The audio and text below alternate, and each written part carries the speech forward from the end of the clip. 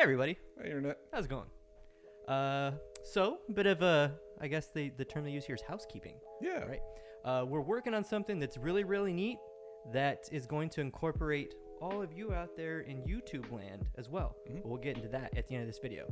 But right now, let's talk about the fighter role in Quest. Don't hurt me, bro. I'm not trying to scrap. So for these videos where we're going over the role, we're going to go over each of the learning paths first. Just kind of give a quick, these are the different learning paths you can take. And then we're going to go into each learning path, we're going to mention the different abilities. We're not going to read them from the book or anything like that. We'll probably have them up here somewhere like we usually do. So the fighter has 5 overall sub roles in total. Each one of these sub roles, if you kind of take them for what they're worth, you can make some comparisons to D&D, but we're not going to do that.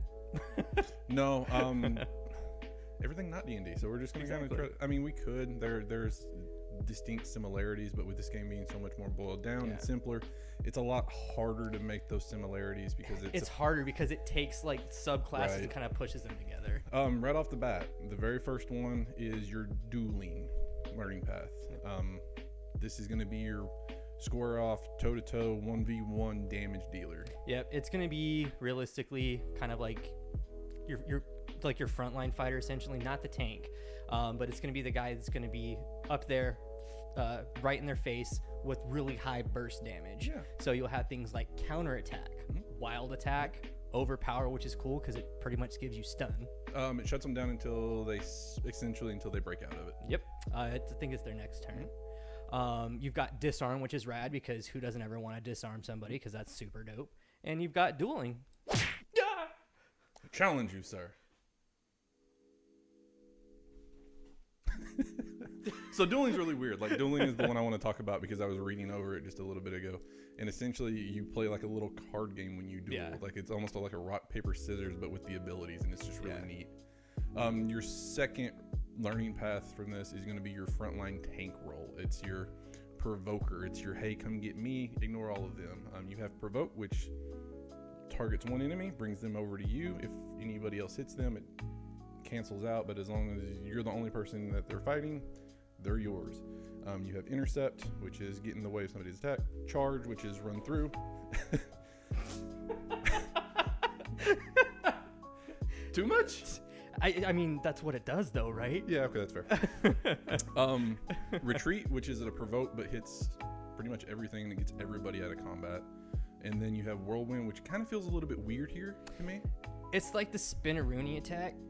Whirlwind is this: you take your weapons and you essentially spin around in a circle and go, I'm hitting you as many times as I can in a circle. And you hit everybody nearby, which for your... It's like the fighting you used to do as a kid. Right. With a little bit more technique, but it just tactfully, it doesn't seem very tactful. And right after that, we've got Camaraderie. This is the, you can do it. I have faith in you. We're going to do this and we're going to do this together. This is your support fighter. This is your, I'm going to bolster my allies and make them fight harder, and you can do it, guys. It's really cool because traditionally when you take like a short rest, you only get half of your HP back. One thing that this sub role has is something called Summon the Blood, to where basically you can gain an additional 3 on top of it, which is really cool. And the camaraderie is really interesting. Most of their abilities say something along the lines of read a poem or make up a poem, and you actually have to do that at the table, or give a rousing speech to your party, and you actually have to do that at the table. And it even goes on to say, doesn't have to be long. You can even take it from somebody else's work or a book or something. You just have to do it at the table. That's a perfect segue into Valiant Soliloquy. Yeah. This one's super cool too because basically you burn your AP and you read like a poem, and what it allows you to do is you pretty much get rerolls for everybody that comes around the table until your next turn. The other ones that they have on camaraderie is telling a war story, marshalling, and bond, and they all do a little bit different things, from more bolstering the troops to having a special bond with a party member that you kind of always know where they are. You have like this link, this bond. Past that, we go to leadership. So we were kind of joking about this, and this is very much like the Cyclops persona. And it's very much the tactician. You're kind of hanging in the background. You're like, I'm going to examine this. I want to know the weaknesses here. What is my plan of attack? how can I kind of orchestrate this to the best of my Right. my skills. Going over their abilities that they get. The first one is size up, which is just, hey, I want some information on this. Does it have any weaknesses? What is its strength? And you just size up your competition from afar. Planning is exactly like it sounds. You set up an ambush as long as you can get the drop on an enemy. Yeah. You take the time, set up an ambush. Everybody gets a free round, and then you go on into combat. You've got recruit, which is very much kind of, hey, you should come work with me. Okay. You get a henchman, and the guide controls the henchman. Yeah. And then the last one is the attendant, which is essentially you have a squire. He follows you around. He is what would be considered a low-level fighter. He's got provoke and a couple other things, but he's essentially just a frontline grunt that just follows you around. And then rolling right off that, we get into the last one. It is body. Mm-hmm. It is flat out, hands down, it is a monk. It's a monk. It basically, you get it, and it doesn't even technically count as like one of the abilities you take because it doesn't have the cost. Right. You get technique, what basically allows you to use your hands as actual weapons. And your feet.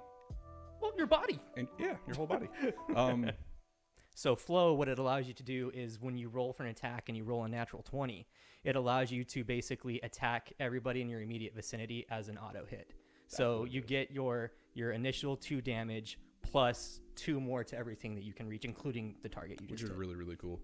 And then after that, we have Yop. Yop is essentially, you're going to yell and you're going to scare everything nearby that you can, from minion down. Rah!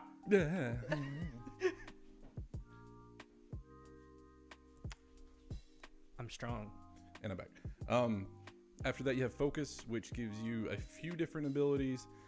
Things like activating your flow automatically, dodging more easily, and to where essentially where you don't get hit from minions. Yeah, it's really cool. Basically, if you're in a pit or just this whole swarm of minions, you activate the ability here, and they have to roll a 20 to hit you. Otherwise, you're basically just... Yeah, you go full It's Neo so mode. rad. You literally took the words right out of my mouth. Yeah. The last one that they have is Defy Death, which is, hey, you're on death's door. No, you're back. You got just a little bit left in the tank. So basically, when you get knocked down and you're at death's door, if you have a blow that comes in that can outright kill you, you basically kind of sit there. What I would kind of consider like looking at is like you start honing your chi, and then you kind of look back on your past, and you look back at your dreams of the player that you would have made during the character creation, and you use something in there to role play the scenario where you're like, ugh, that's not, you got me down yet. I got one more in me. Exactly. Bring it on. What's really cool about this too is every time you do it, like I'm gonna pull the Deadpool out of here, you basically start shunning death. Yeah. And death kind of starts to approach you. Right. Like searching like a bounty hunter, essentially. Final Destination. Yeah, dude. That could be a cool campaign. Or a That's cool actually story. a really good That'd be a cool comparison. story arc. Devin Sawa. Yeah. I love you, bro. That's all of the primary learning paths, and then that's all the abilities. If we didn't go into detail on one, it's exactly what the title of the ability is. It's pretty self-explanatory. Something like Disarm is pretty self-explanatory. There are 3 legendaries on this roll. You've got Limit Break, you've got Champion, and you've got Steel Pact. They all do something a little bit different. Limit Break is your superhuman. It gives you 3 different abilities. They all impact you in different ways. Essentially, the way that the book crafts the lore around it is you have an innate magical ability that is always pulling from the environment around you and giving you these superhuman abilities. One really rad one that's my favorite part in this thing is you basically, when you activate one of the abilities in Limit Break, you're automatically given 3 successful hits. So right off the top, you're doing 6 damage, and it doesn't matter what this creature is that you're using it in. You basically keep rolling until you fail, and you just keep stacking damage on top of this. Like, short, this is Cloud's Omni Slash, dude. It really is. Another one is like you can lift boulders or go like punch out a giant if the guide allows it and that kind of thing. It's very much a superhuman. The champion is you're a known hero. Everybody knows you're a hero. You have a name for yourself, and everybody reacts differently to you being a hero. Yeah, it's very easy for you to kind of like start to accrue a posse. Yes. People follow you around. It's like you're a renowned warrior and you've got some oomph to your name. Yeah. So then right off the champion one, we have the last one, which is Steel Pact. What is that, JD? Steel Pact is you have your special weapon. You and your weapon have formed a bond. It's your samurai with their katana that's been blessed kind of thing. gives you some special attunement to your weapon. You can sense your weapon and what direction it is, and as long as you're on the same plane of existence. But then also, if you roll a failure, you get to re-roll it, and if you re-roll it, you got to use the new results. But then also on top of that, you also, if you roll a 20, you can instantly kill anything from a minion down. Any minion, unless they're immune to death. It gives your frontline fighter now basically sneak attack. Yeah. Rip. This is everything fighter that we know of so far. Yeah. We're going to be doing other roles for sure. And before we sign off, let's go ahead and talk about what I mentioned at the first part of this video. So we're working on putting together this podcast, rollcast, whatever you want to call it. A special team. That need special abilities. Yeah. We're putting together a team. So at the core, we're going to have a few regular players, but for the community... I lost my train of thought. It's fine. I got you. So at the core, we're going to have a few set players, but to engage the community and all of y'all who have joined us on this adventure and joined us in the Discord and everything else, there's a sign up in the Discord. We're going to be pulling people in as we're able to, let people play a few sessions, try out Quest with us, and then be part of our story, be part of our podcast, and then rotate in new people after that story arc essentially finishes. What is very important and really cool about this whole idea is it's going to allow us to meet and engage with everybody else a little bit more.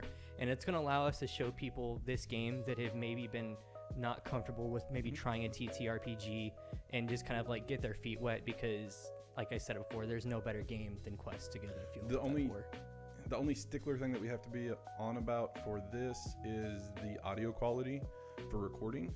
For it to be a podcast, we are going to have some pretty high... Some good mic. Yeah.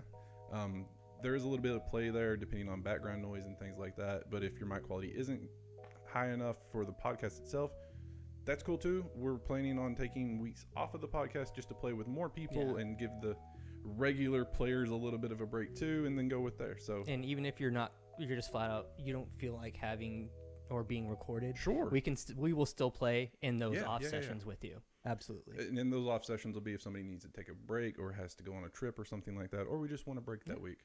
But all of that is down below in the Discord and stuff, Twitters and everything. Really excited about that thing. Yeah. Really jazzed. Next week is going to be another roll until we're done with the rolls, and then after that we're going to talk about some more stuff. But for now, stay awesome, be excellent, and love each other. We're out. We'll see you.